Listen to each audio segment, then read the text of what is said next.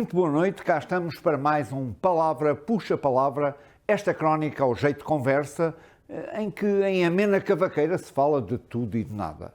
E hoje eu proponho uma reflexão sobre o processo de progressão ou de retrocesso em que vivemos. Na vida avançamos ou recuamos? É exatamente essa reflexão que lhe proponho nos próximos minutos. Bem, como sabe, há sempre dois pontos de vista que se chocam, geralmente. Há os que consideram que o copo está meio cheio e outros que o copo está meio vazio. Os otimistas e os pessimistas, ou se quisermos ir para aspectos mais ideológicos, os conservadores e os progressistas. De facto, há quem passe o tempo a idolatrar o passado. Oh, de antes é que era bom, de antes sim, quem me dera que o tempo voltasse para trás. E, geralmente, se são pessoas mais idosas, juntam a expressão no meu tempo é que era. Bom, mas vamos lá por partes. Claro que antes era bem melhor para as pessoas, hoje idosas, na medida em que eram jovens nessa altura, não tinham os achaques de saúde que os apoquentam hoje.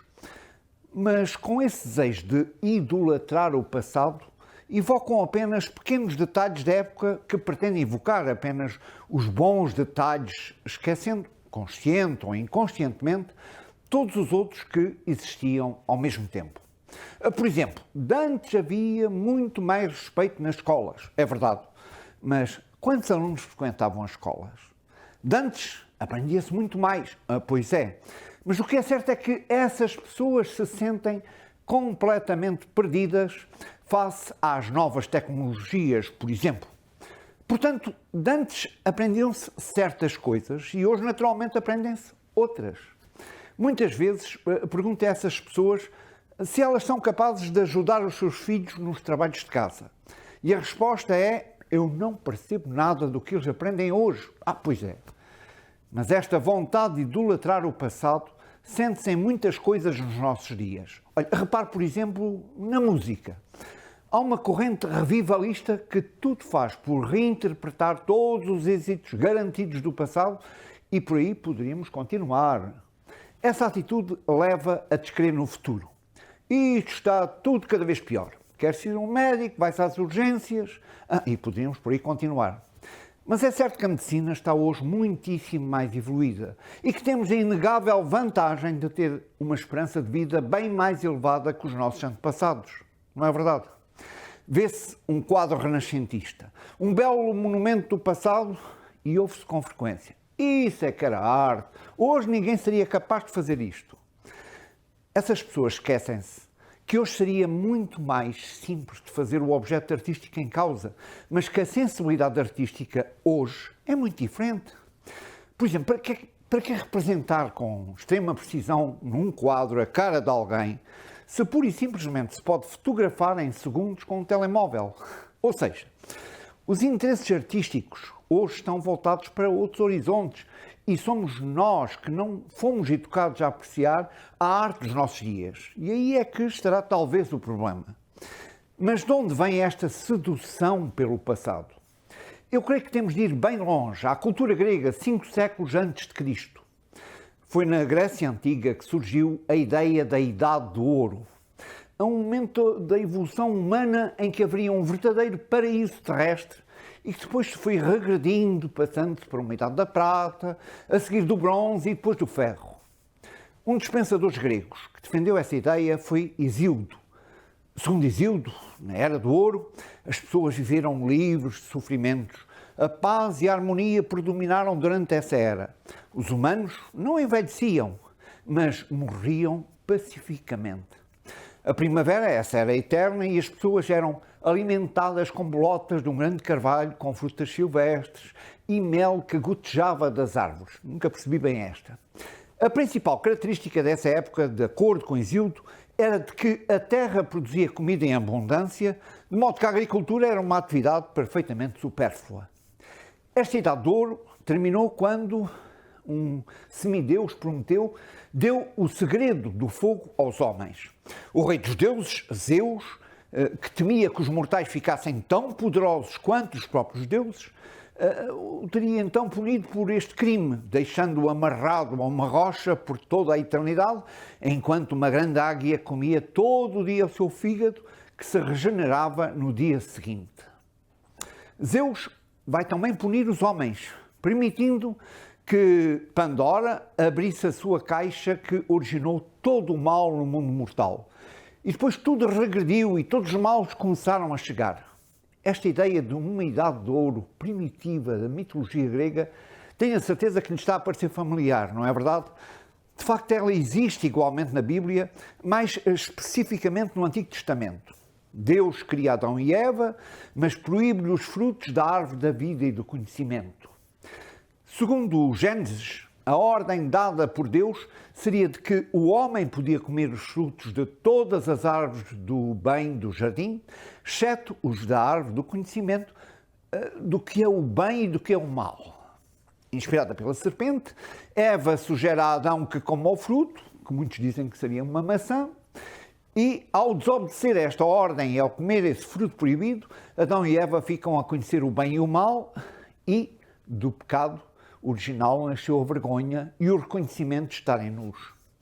Em resultado desta desobediência, Deus expulsa o homem do Éden. É o pecado original que estará na origem da expulsão do paraíso, do papel da inferioridade da mulher, eu sei lá as más consequências que tudo isso trouxe. Como vemos, há um grande paralelismo entre estas duas histórias. Ambas defendem a ideia de uma idade do ouro, de felicidade e de prosperidade que antecede os nossos tempos. Portanto, que a história humana é um longo processo de regressão. Estamos a andar para trás.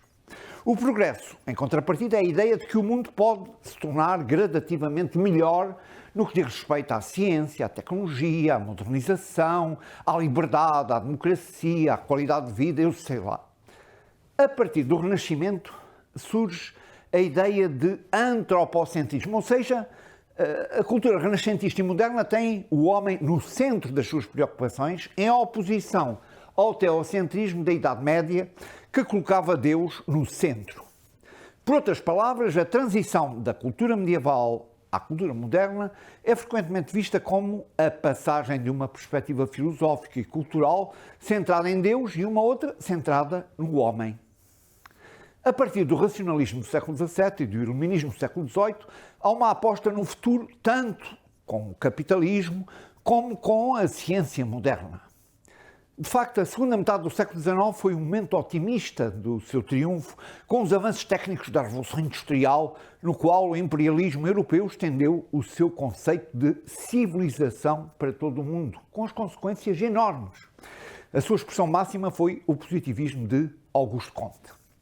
Quando falamos de progressismo, referimos-nos aqui a um conjunto de doutrinas filosóficas, económicas, baseado na ideia de que o progresso, entendido como o avanço científico, tecnológico, económico e social, é vital para o aperfeiçoamento da condição humana. Essa ideia de progresso integra o ideário iluminista e tem como corolário a crença de que as sociedades podem passar da barbárie à civilização mediante o fortalecimento das bases do conhecimento empírico. O progressismo está ligado à ideia de progresso infinito, mediante transformações da sociedade, da economia e da política. A ideia de progresso, por sua vez, é frequentemente relacionada com o evolucionismo e com o positivismo, como acabámos de dizer. Segundo os iluministas, o progresso seria universal, aplicável, portanto, a todas as sociedades e não apenas às europeias. De facto, o grande avanço da ideia de progresso na Europa ocorreu com o iluminismo quando pensadores sociais e filósofos começaram a perceber que as próprias pessoas, em vez dos deuses, podem mudar a sociedade e o seu modo de vida. Os iluministas acreditavam piamente que o progresso tinha aplicação universal em todas as sociedades e que essas ideias se iriam espalhar da Europa para todo o mundo. São slogans como modernidade, modernização, eram palavras-chave da ideia de progresso defendida pelos liberais clássicos, tanto no século XIX como no século XX, que propunham a rápida modernização da economia e da sociedade como solução para remover os obstáculos tradicionais ao livre mercado e à liberdade de circulação das pessoas. Será que no processo histórico há progresso ou retrocesso? Lembra-se? Era esta a nossa questão inicial. De um ponto de vista meramente pessoal, eu penso que, do ponto de vista cultural, científico, técnico, tecnológico, não há dúvida de que há uma constante evolução. Hoje quase todos nós temos melhores condições de saúde, de educação, de acesso ao saber que se tivéssemos vivido num passado próximo ou distante. No que se refere à habitação, eu pessoalmente vivo de forma bem mais confortável na minha modesta casa do século XXI do que Luís XIV no Palácio de Versalhes. Mas noutros domínios, creio, a questão da evolução é bem menos evidente. Será que moralmente nós somos melhores? Será que o nosso meio ambiente é melhor? Será que as qualidades humanas progrediram? Quando pensamos nos genocídios dos séculos XX e XXI, quando pensamos nos riscos iminentes de uma destruição do planeta por uma decisão impensada de qualquer chefe de Estado inconsciente ou louco, quando pensamos no vazio ideológico e cultural que caracteriza tantas pessoas com que nos cruzamos no dia a dia, bem, aí já a porca torce o rabo, ou por outras palavras, a noção de progresso é extraordinariamente discutível. Mas isto é o que eu penso. E o amigo telespectador, o que é que pensa? E é com essa reflexão que me despeço com amizade. Até ao próximo Palavra Puxa Palavra.